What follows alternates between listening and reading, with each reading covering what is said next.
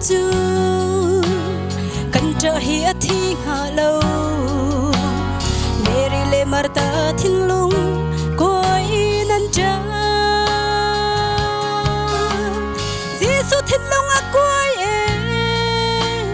mi thi he a tap rong mang amma sam tu na in mi thi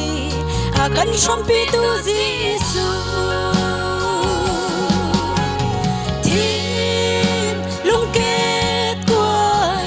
Haya kan kuni kan harsat na kha Giêsu kan chi ma chu kan biết khia kan hop bia tu kan thiri da kan chong tu kan torin ma chong pi tu le kan biết khin ho tu a si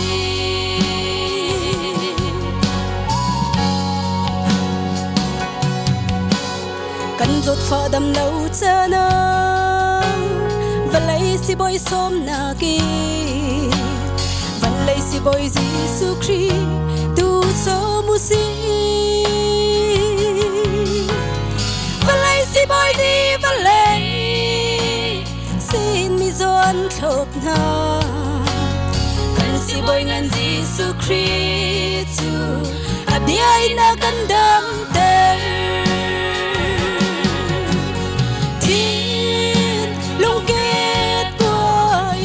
haya kan kuni kan harsat na kha Giêsu kan chi ma chu kan biết khia kan hop bia tu kan thil ri a kan chong tu kan torin nak shom pi tu le kan biết khin ho tu a si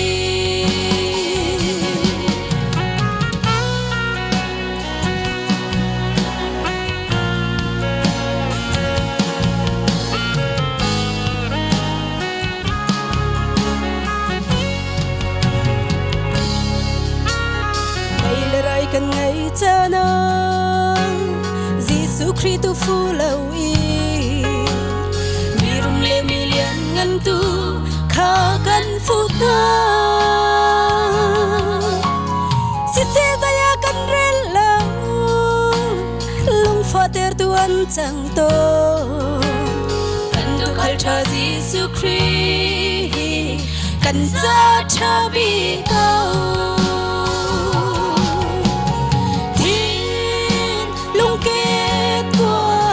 nam haya kan kuni kan harsat na kha Giêsu kan si ma chu kan biết khia kan hop bia tu kan thil ri a kan chong tu kan torin nak shom pi tu le kan biết khin ho tu a si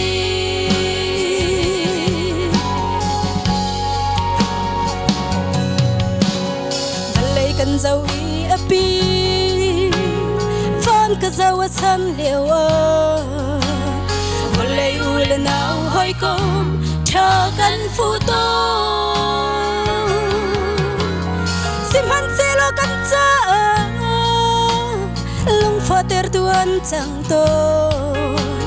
hoi tha Giêsu Christ som tu lo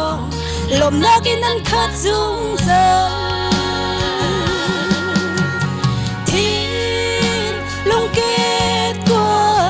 nam haya kan kuni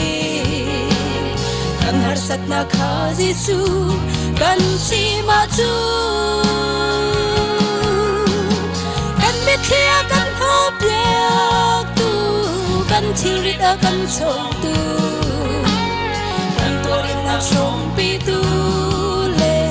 kan biết khin ho tu a si kan torin na shom pi tu biết khi nó tua